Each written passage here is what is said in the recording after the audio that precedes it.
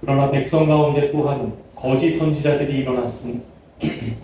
난나니 이와 같이 너희에게도 거짓 선생들이 있으리라. 그들은 멸망하게 할 이단을 가만히 끌어들여 자기들을 사신 주를 부인하고 임박한 멸망을 스스로 취하는 자들이라. 그것이 그들의 고생하는 것을 받아들이니 이로 말미암아 진리의 도가 이방을 받을 것이요. 그들이 탐심으로써 지어낸 말을 가지고 너희로 이득을 삼으니 그들의 심판은 옛적부터 지체하지 아니하며 그들의 멸망은 잠들지 아니하느니라. 하나님이 먼저 천사들을 조사하게 하시고 지옥에 던져 어두운 구덩이에 두어 심판날까지 이르게 하셨습니다.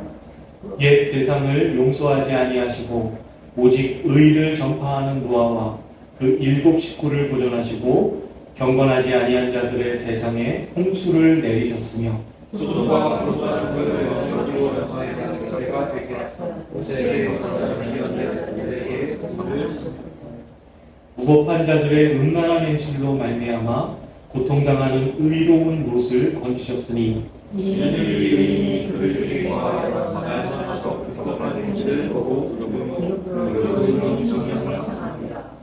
주께서 경건한 자는 시험에서 건지실 줄 아시고 불의한 자는 형벌 아래에 두어 심판날까지 지키시며 특별히 이들을 따라 더러운 성욕 가운데서 주관하는 일을 시하는 자에게는 주관할 줄 아십니다.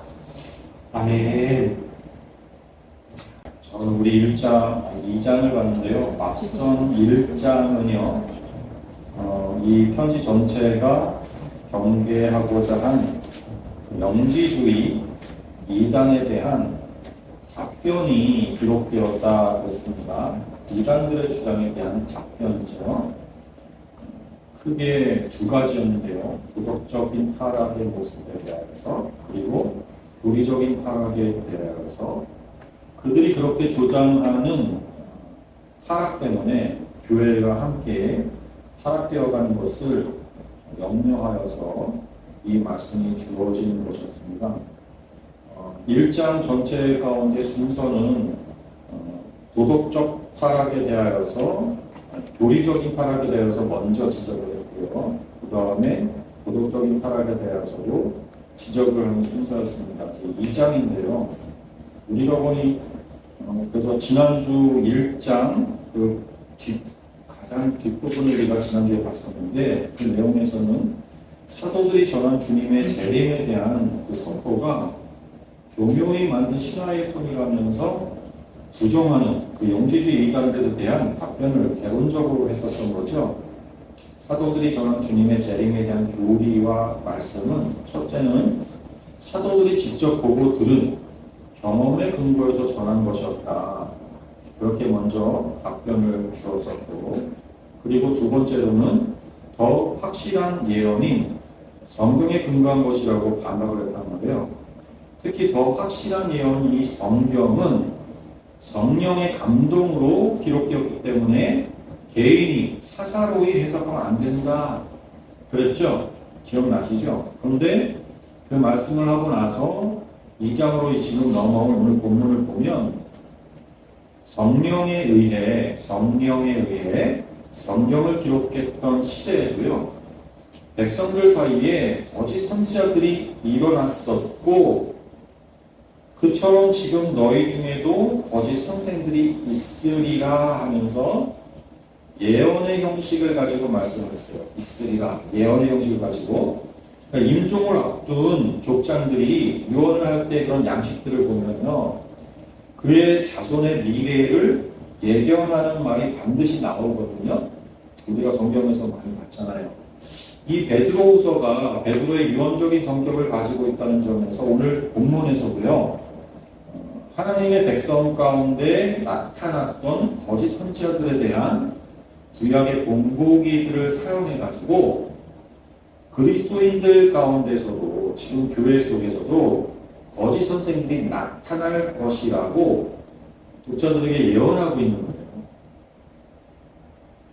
거짓 선생들이 교회 속에 나타날 것에 대해서는 사실 우리 주님께서도요, 말세가 가까워지는 징조들을 쭉 설명해 주실 때 언급했던 내용이에요.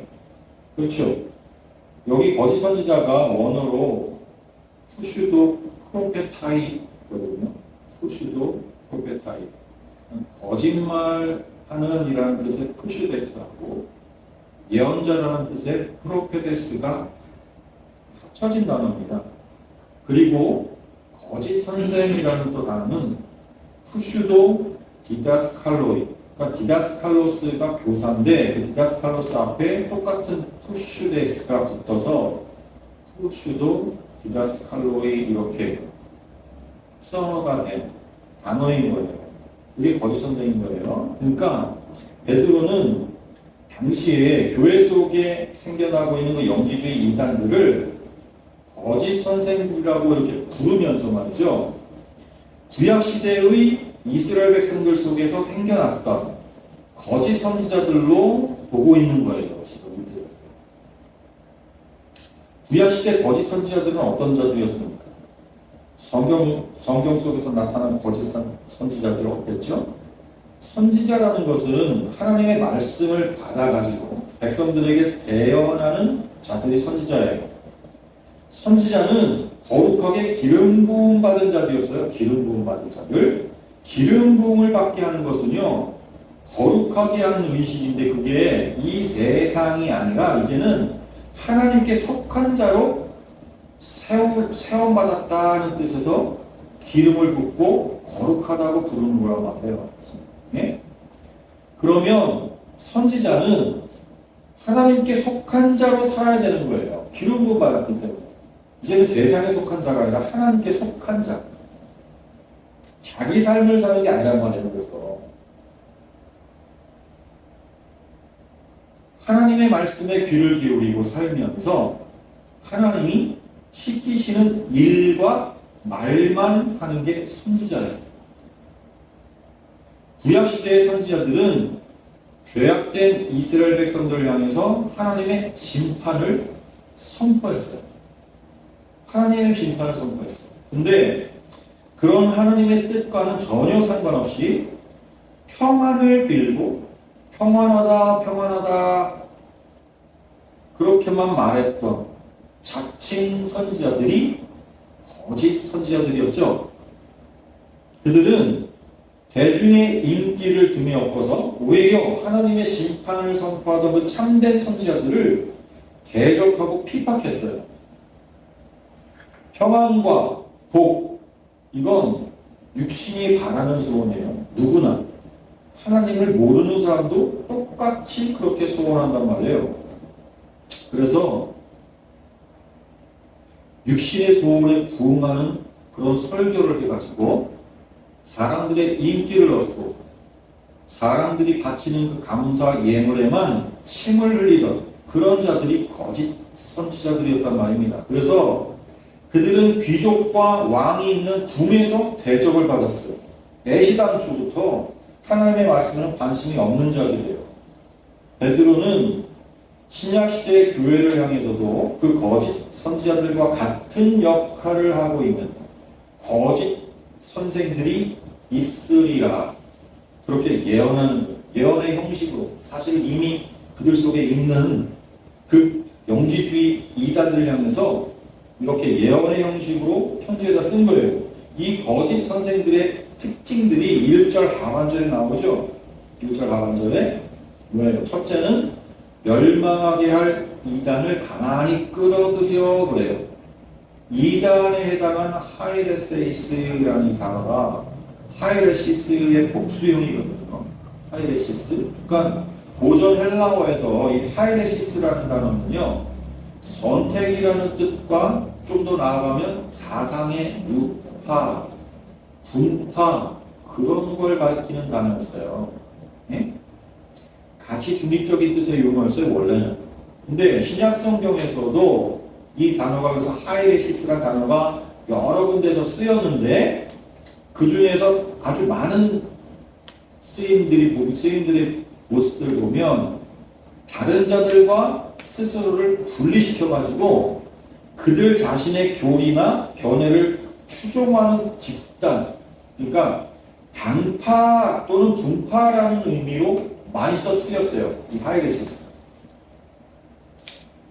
근데 점차 여기 오늘 본문에서와 같이 뜻이 복음의 진리를 거스르는 집단 또는 그 집단의 사상이라는 그런 경멸적인 뉘앙스를 갖게 된 거죠. 그래서 지금 오늘날은 우리 모두는 이 하이레시스 하면 이단이라고 번역을 한단 말이에요. 본문에서는 거짓 교사들이 가지고 있는 사상들을 나타내는 단어로 이 하이레시스가 쓰였으니까 결과적으로 그 이단 사상은 그걸 믿는 자들을 멸망에 빠지게 하는 독이라고 또 여기 나와 있습니다. 이단의 의미로 쓰인 거죠. 하이레시스는. 근데 이들의 수법이요. 가만히 끌어들여요. 가만히 끌어들여. 사람들이 눈치채지 못하게 티나지 않게 몰래 끌어들이는 거예요. 그들이 끌어들인 이단 사상들이 복음의 참된 진리와 쉽게 구별되지 않을 거라는 것을 지금 암시하는 말씀인 거예요. 이단이 하는 말은요, 보통 분별력이 없으면 잘 분별할 수가 없게 돼요. 그게 이단들의 사상이에요. 그래서 이단은 처음에는 진리와 잘 구분이 되지 않아요. 마치 양의 탈을 쓴 이리의 그런 본 모습을 처음엔 잘 알 수가 없는 것과 같은 그런 것이죠. 그러나 그들은 일단 사람들의 환심을 샀다고 이렇게 판단이 되면 본격적으로 정체를 드러내기 시작합니다. 결국 그들은 순수한 교회와는 다른 파당으로 본 모습을 드러내게 되어 있는 거예요. 그러니까 원래 교회 모습과 다른 모습을 띠게 되는 거죠. 그래서 그 목적지는 멸망인 거예요. 두 번째는 자기들을 사신 주를 부인하고 지금 그러죠. 자기들을 사신 주를 부인하고 여기 사신에 해당하는 아고라산타라는 이 단어가 물건을 사다라는 뜻을 지닌 아고라조의 부정과 분사형이에요. 이 동사는요 시장, 장터를 뜻하는 명사 아고라라는 단어에서 유리한 단어예요. 그래서 원래 이 아고라산타 여기 나오는 사신이라는 이 단어는 시장에 가서 물건을 사다라는 의미가 있어요. 신약 성경에서도 이러한 일반적인 의미로 24번이나 사용됐거든요. 그냥 시장에서 뭘 산다는 의미로 이 단어가 쓰였다고요. 근데 주목할 만한 건 본절 이외에도 5번에 걸쳐서 이 아고라산타라는 단어가 그리스도의 구속사역과 관련해서 그리스도들을 사는 것으로 이렇게 묘사하는 데다가 이 단어가 사용됐어요. 한번 찾아보겠습니다. 고린도전서 6장 20절과 고린도전서 같은 7장 23절 두 군데를 한번 읽겠습니다. 시작. 값으로 산 것이 되었으니 그런즉 너희 몸으로 하나님께 영광을 돌리라. 너희는 값으로 사신 것이니 사람들의 종이 되지 말라. 예, 이것은 분명히 노예 매매에 관한 그 시대의 전문 용어를 반영한 거예요. 그러니까 요 아고라산타라는 단어가 원래 시장에서 물건을 산다라는 의미 속에 노예를 사고 파는 데에도 이 단어가 쓰였거든요. 그런데 이러한 용례에서 보다 주목할 건 이 동사가 지금 사고 판다는 그것이 그리스도인들의 그 함량된 상태, 그리스도인들이 자신을 사신 분의 소유가 되었다는 사실까지 지금 나타내주고 있다는 거예요. 누가 너희들을 샀냐 하면 그리스도께서 사셨다. 네? 지금 오늘 본문이 지금 우리가 읽은 부분들이 그리고 이것이 오늘 본문과도 연관된 단어로 해석이 되는 거예요. 또 여기 보면 이 동사는 성령받은 자들의 해방보다는 노예 신분에서 해방되었다는 그런 것보다는 이제는 하나님의 종으로서의 그들의 지위를 더욱 강조하고 있단 말이에요. 지금 본문들을 고린도 전서의 내용들을 잘 보세요. 보면. 왜냐하면 하나님께서 그들을 값을 치르고 산 건요 당신의 뜻을 실현하기 위해서이기 때문에 그래요. 하나님의 뜻이 뭐예요? 하나님의 뜻. 하나님이 우리들의 하나님 되고 우리가 하나님의 백성 되게 하는 거예요. 그게 하나님의 뜻이잖아요. 하나님이 우리 아버지 되시고 우리가 그 하나님의 자녀 되는 거.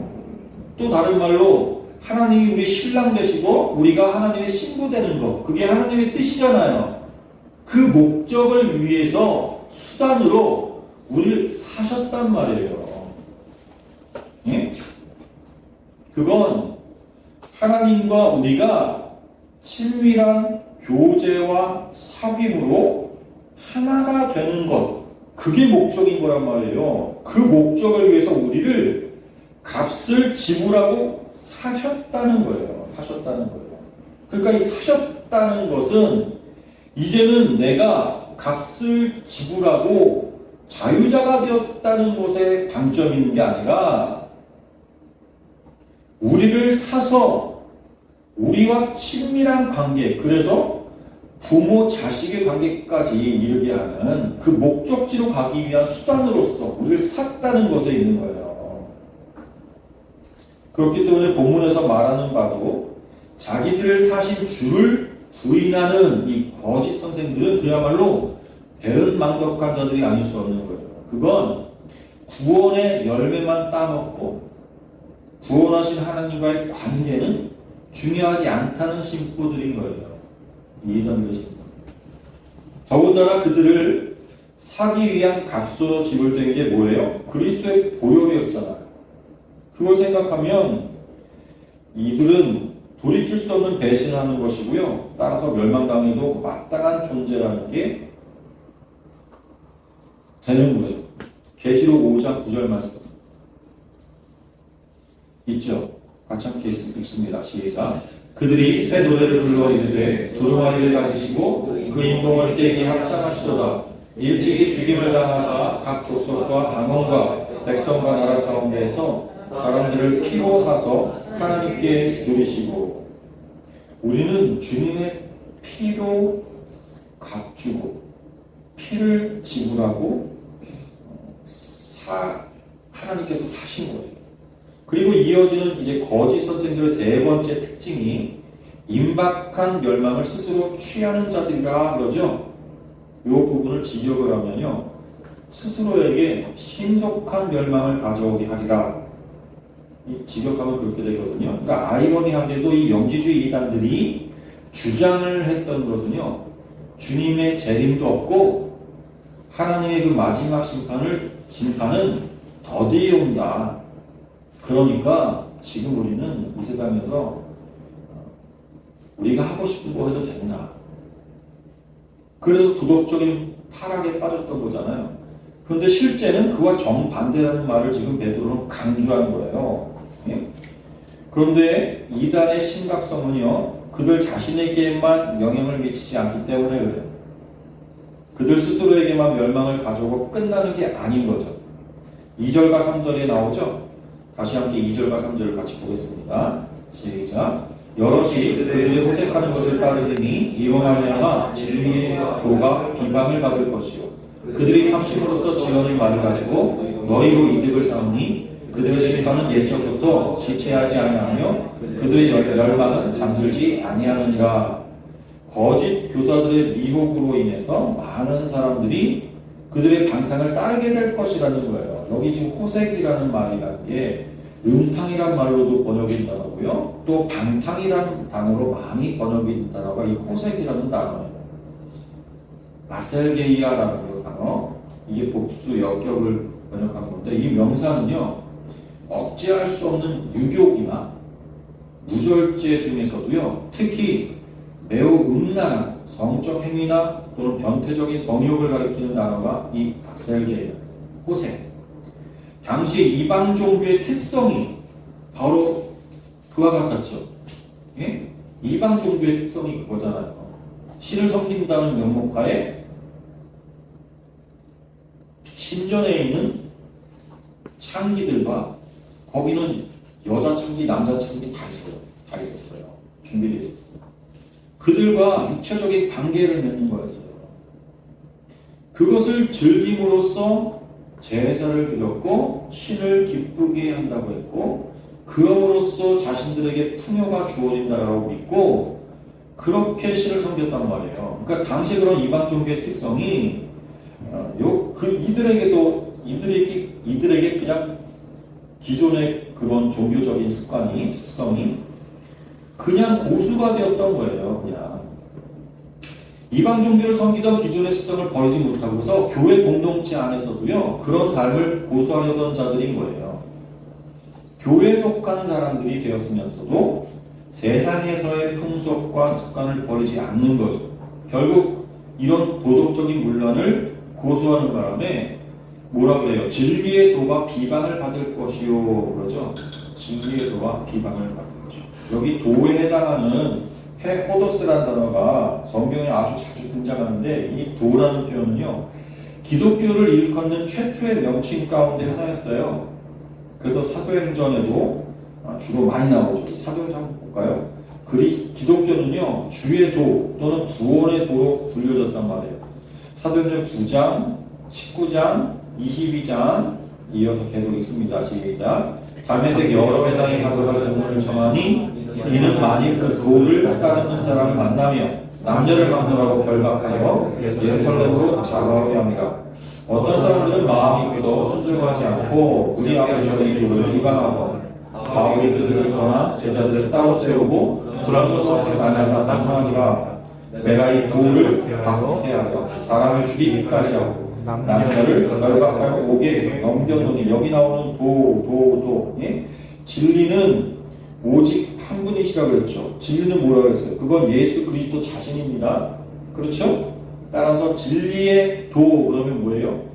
기독교 자체를 가리키는 동시에 진리이신 예수 그리스도 안에 녹아져있는 그 기독교의 그 윤리적이고 도덕적인 종교적인 교리 이걸 총체적으로 표현하는 말로 이 도라는 말이 쓰여있어요. 거짓 교사들은요 그들이 들여온 이단 사상으로 성도들의 그 윤리적이고 종교적인 삶을 파괴할 거고요. 그래서 그것으로 말미암아 기독교의 가르침과 교리를 차례로 무너뜨리고 궁극적으로는 예수 그리스도의 그 참된 진리의 복음을 회방해가지고 결국 신성 모독의 차원에까지 이르게 만든다는 거예요. 그 기독교는 단순히 사색과 관념의 종교가 아니잖아요. 그건 하나님과의 사귐 속에서 그렇죠? 계속해서 말씀드렸잖아요. 하나님을 알미라는 것은 하나님과의 사귐이라니까요.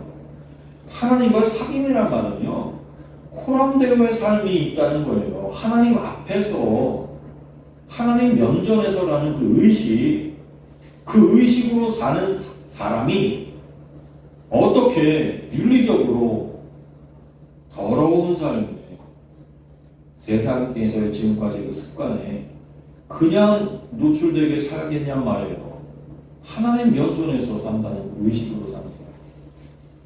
따라서 윤리와 도덕의 모습이 무너진다. 그건 결코 진정한 기독교가 될 수 없는 거예요. 왜요? 하나님 면전에서의 의식으로 사는 기독교인들이 그런 하나님과의 교제와 하나님과의 친밀한 사귐 속에서 사는 사람들이 어떻게 도덕적으로도 형편없는 삶을 선택할 수가 있겠습니까?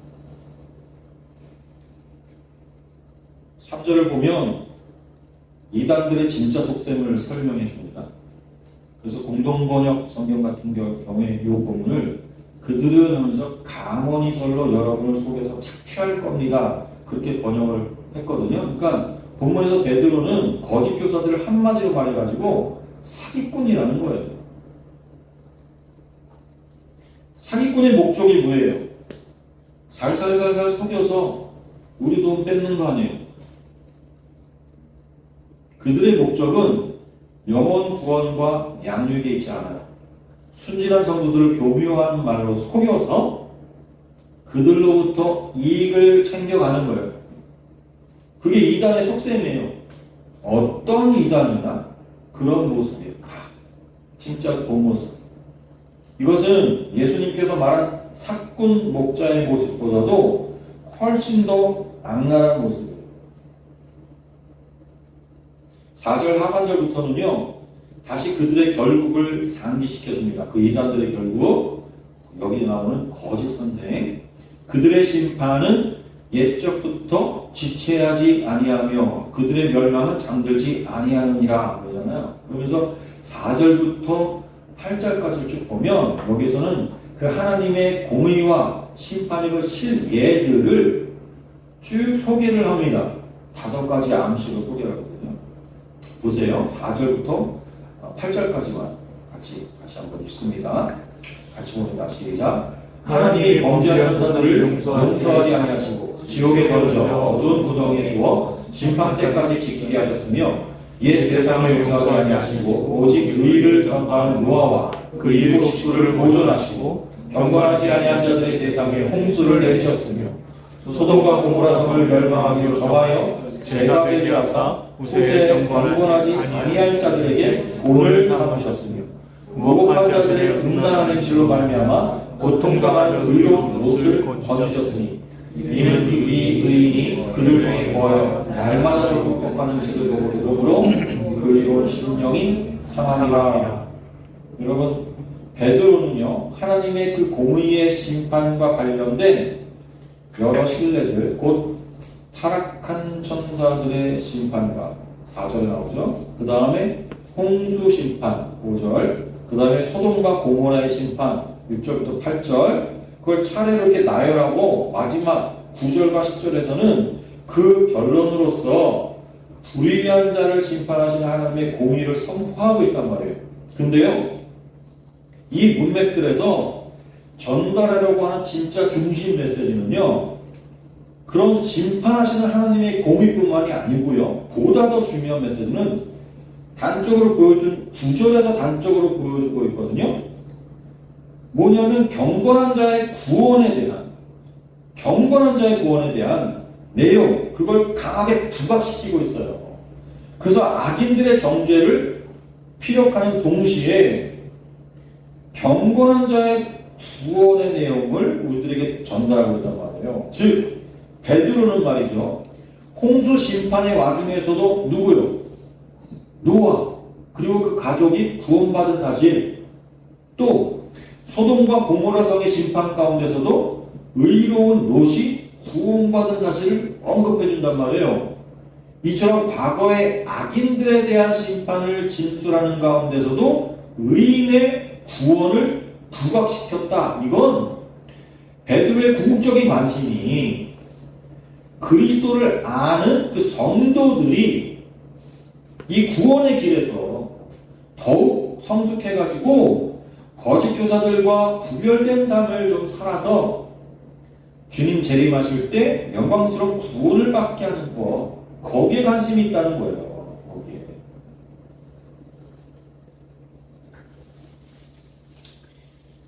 오늘 본문 말씀을 보면서 제가 말씀하는 곳에다가 좀 밑줄 한번 그어보세요. 오늘 주보를 한번 보시면서 주보에 나와 있는 성경 본문, 그 본문에다가 제가 말씀드린 곳에 밑줄을 한번 그어보세요. 1절에서는요 거짓 선지자들, 거기다가 밑줄을 그으시고, 그리고 그 다음에 거짓 선생들, 거기에 밑줄 그어보세요. 그 다음에 2절로 가서는 2절과 3절 두 절에서는 그들을 찾아가지고 밑줄을 그어보세요. 그들. 2절에 한 번 나오고요, 3절에 3번 나오잖아요. 그들에다 밑줄 그으시고, 그 다음에 4절에서는 범죄한 천사들 밑줄을 이렇게 그으시고, 5절에서는 옛 세상, 그리고 경건하지 아니한 자들의 세상, 이렇게 밑줄을 두 군데 그으시고, 경건하지 아니한 자들의 세상, 그것이 곧 옛 세상. 그 다음 6절에서는 소돔과 고모라 성, 그리고 7절로 넘어가서 무법한 자들, 그리고 9절에 넘어가서 불의한 자, 그리고 마지막 10절에서 멸시하는 자들, 거기까지 밑줄 그었어요. 자, 그 밑줄 그은 것들, 이게 다 하나의 개념을 얘기해주는 것들이에요. 다 하나예요. 하나의 개념을 담고 있는 단어들이란 말이에요. 이게 그건 우리 속에 함께 일어나는 세력들이다 그랬어요. 제일 첫 번째 절에. 예? 전능하신 하나님은요 모든 걸 알고 계시잖아요. 모든 모든 것에 계획이 있으신 분이 하나님이에요. 예? 자, 보세요. 4절에 베드로는 하나님의 그 공의의 심판에 대한 역사적인 전례를 범죄한 천사들, 곧 타락한 천사들에 대한 언급으로부터 시작을 한단 말이에요. 이 4절 말씀이 어떤 사건을 두고 말하는 것이냐, 여기에 대한 해석으로 많은 사람들이 창세기 6장을 배경으로 삼아요.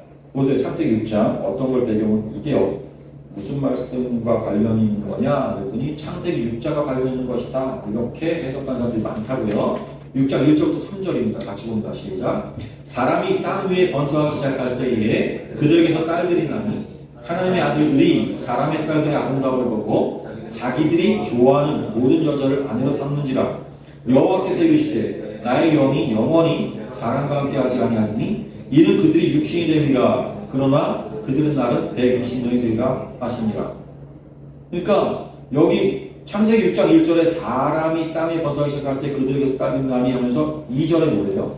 하나님의 아들들이 사람의 딸들과 결혼했다는 그 내용을 보고 여기 하나님의 아들들을 천사로 해석을 하는 입장에서 요 창세기의 본문을 여기 베드로후서 2장 4절에 나오는 요 천사들, 타락한 천사들과 연결짓는다.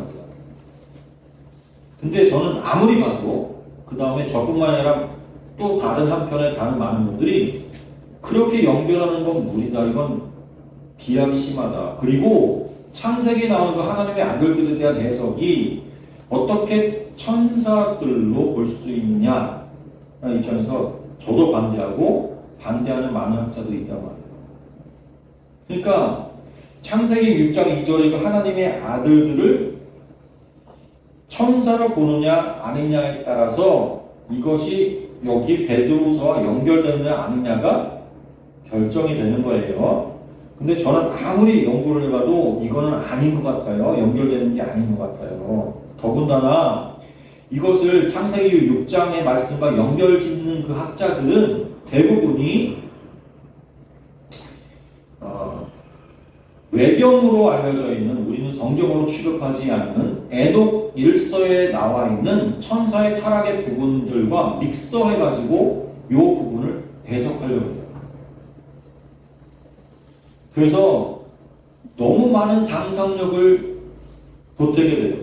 그렇게 되면. 그래서 우리가 성경을 사사로이 풀면 안 된다 그랬잖아요. 성경은 성경 안에서 먼저 풀어야 되는 거예요.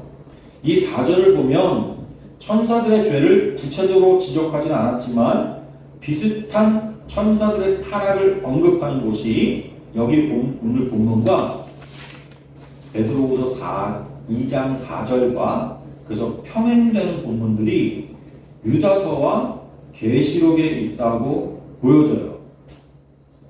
거기 한번 보겠습니다. 유다서 1장 6절 그리고 계시록 12장 7절이거든요. 1장 6절을 한번 읽겠습니다. 시작.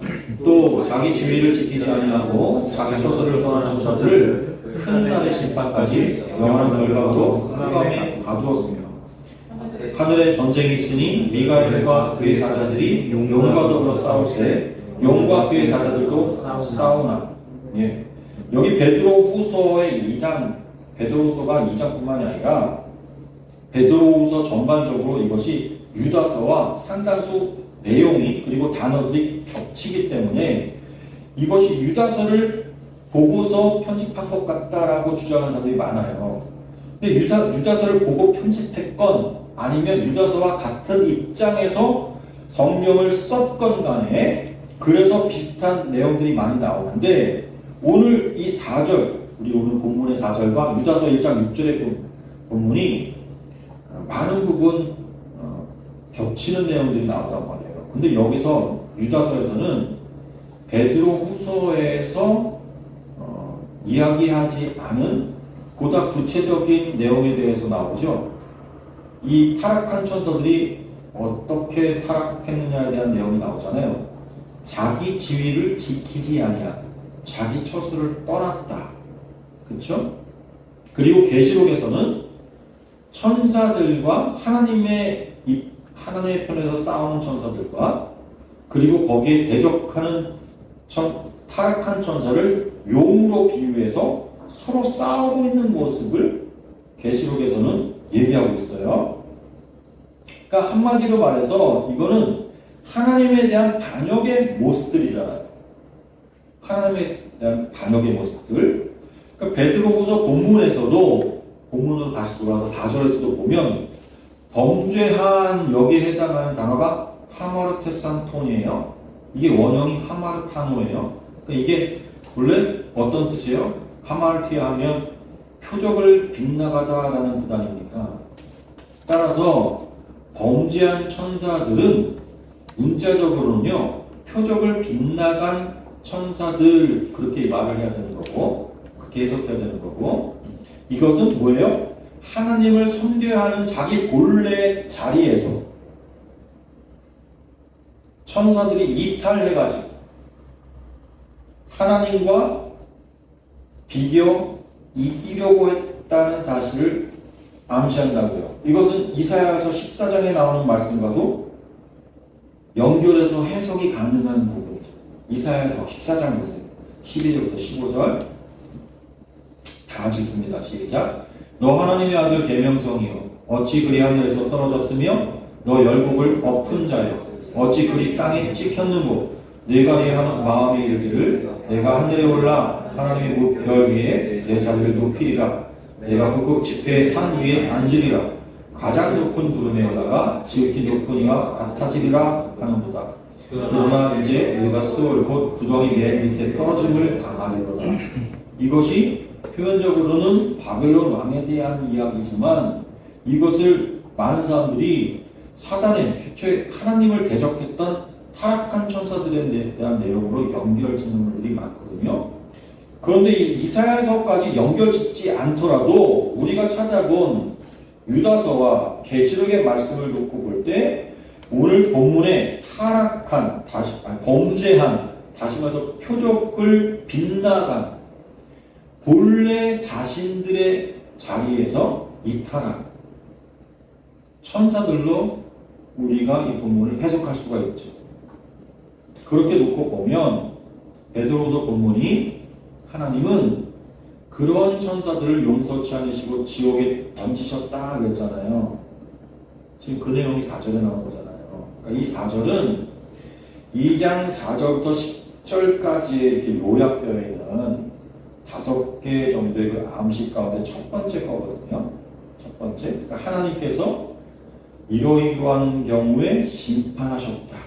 하나님의 공으로 심판했다는 것을 먼저 일어난 순서대로 지금 베드로후서 2장 4절부터 차례차례 설명하는데 제일 앞에 타락한 천사들에 대한 내용 나오는 거예요. 보세요. 우리가 이 세상에서 하나님 앞에 죄인으로 드러났는데 그 최초로 죄인으로 드러난 게 성경에서는 가장 맨 먼저 어디에서 드러났어요?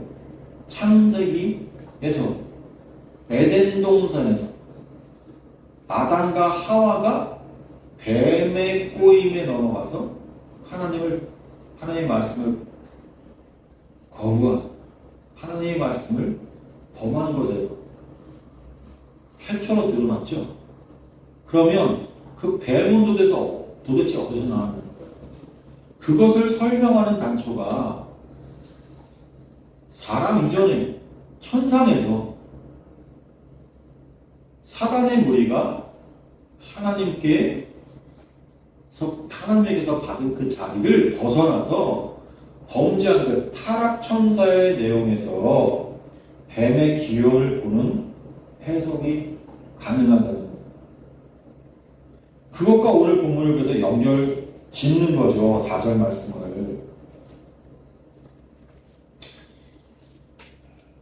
우리가 그래서 이 본문을 여러 상상력을 동원해가지고 이렇게 해석해보고 저렇게 해석해보는 예가 계속 발생했던 거예요. 아까 말씀드렸다시피 그래서 4절 말씀을 뭐 창세기 6장과도 연결시켜보고 그 다음에 무리하게 가짜 성경이라고 우리가 못 박아놓은 에녹서의 말씀과도 연결지어가지고 타락한 천사들의 내용들과 이렇게 짝꿍시키기도 하고 에녹일서 같은 것을 보면 별의별 내용이 많이 나옵니다. 흥미진진한 공상과학 내용들이 많이 나오거든요. SF의 내용들이 많이 나와요. 그 실제 여러분들 유튜브 검색해보고 에녹서 이렇게 검색을 하시면 요즘 사람들이 이 에녹서를 가지고 우주 장편 영화 같은 내용들을 막 쏟아내고 있어요.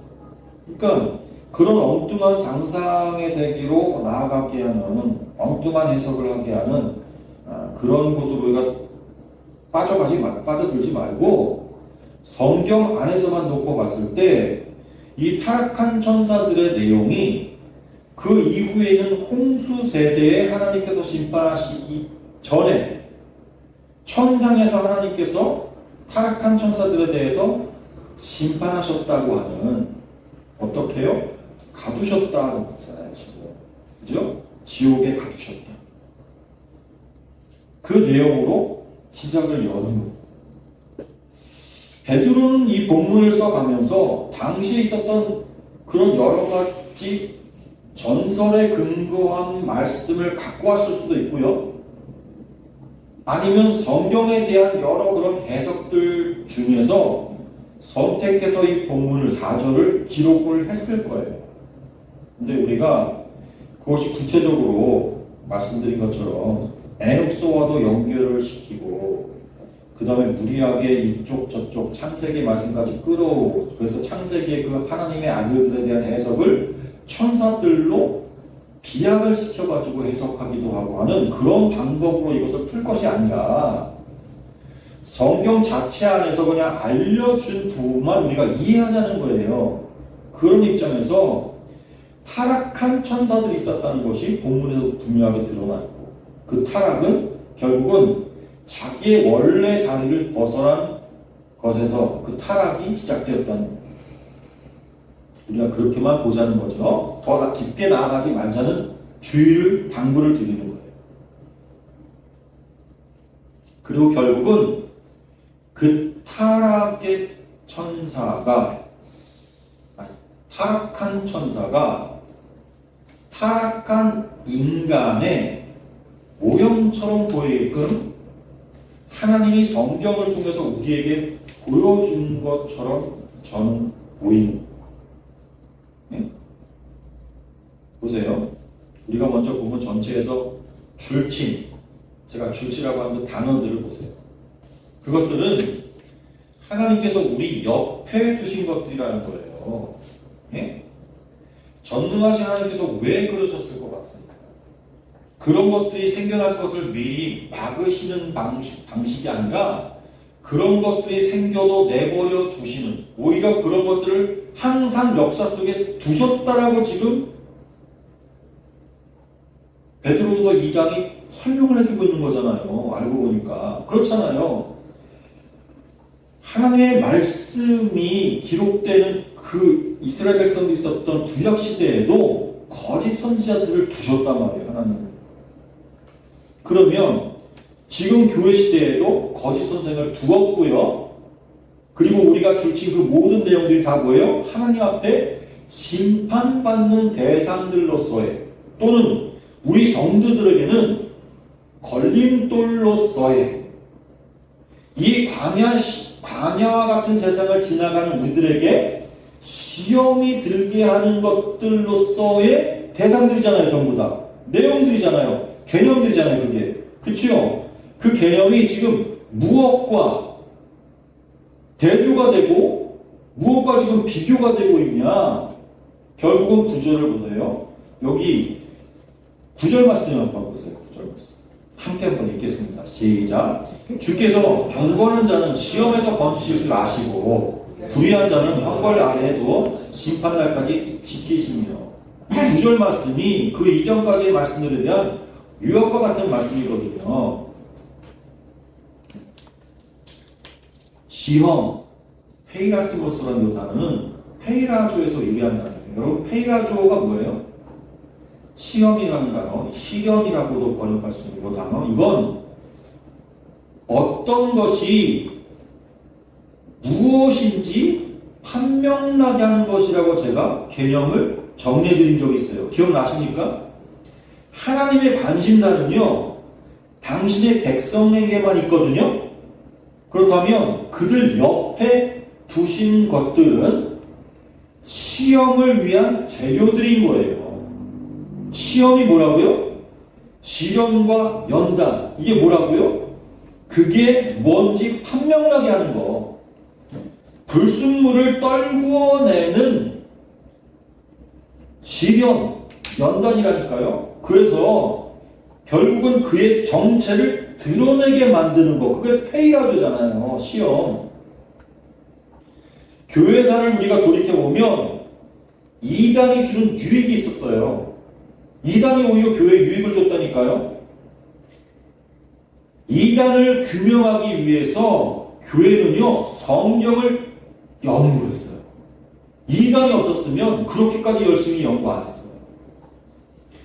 그래서 성경을 연구하고 정리하는 작업이 교회 속에 대대적으로 일어나게 만든 게 이단이에요. 이단을 거울 삼아가지고 교회의 본 모습을 회복시켜 왔단 말입니다. 교회사 전체가. 이단과 견주어서 우리 교회의 모습을 정립할 수가 있었어요.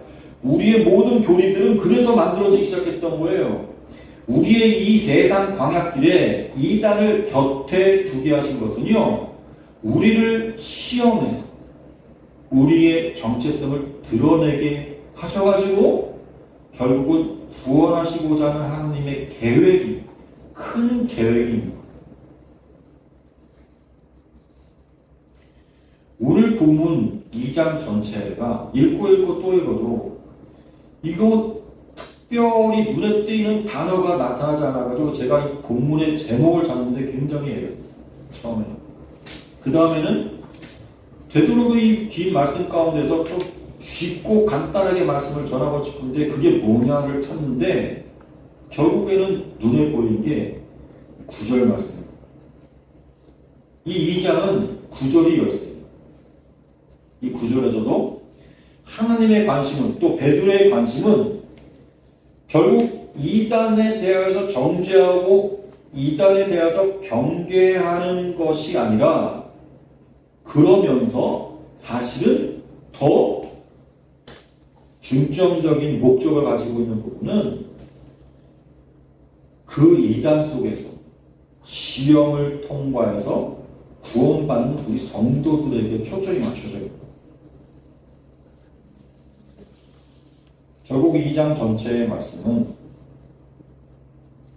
도덕적으로 타락한 이단들에 대해서 비판하고 지적하는 베드로의 이야기가 계속 이어지는데요. 사실은 그러한 것들 속에서 사실은 예전부터 하나님께서 그 모든 그들을 향한 심판이 있었고, 거짓 선지자로부터 그 다음에 홍수 시대에는 하나님을 대적하는 세상 사람들로부터, 또 소돔과 고모라 같이 도덕적으로 부패해서 하나님의 마음을 아프게 했던 그들로부터 사실은 하나님의 백성들을 시험 들게 하고 그 시험을 통해서 하나님의 백성으로 드러나게 하는데 하나님이 그런 것들을 사용하고 쓰셨다. 그리고 사용하고 쓰시기 위한 목적이 쓰셨다는 것을 우리가 발견하게 되는 것 같아요. 여러분, 그러면 우리는 이 세상에서 이단이라는 것이 거추장스러운 존재가 아니라 오히려 우리 자신을 돌아보게 하는 귀한 거울로 삼을 수 있는, 그리고 우리의 인생길에 있어서 거침돌이 되는 게 아니라 오히려 우리가 누구인지를 더욱더 분명하게 알게 하는, 하나님께서 우리 옆에 두신 도구가 되는 거예요. 이단에게 감사해야 되는 건가요, 그러면? 여러분, 아무튼 우리 이 세상에서 감사하지 않은 게 없어요. 그래서 성도들에게는요, 하나님이 모든 것을 통해서 감사하고 찬양할 수 있는 계기가 되게 하십니다.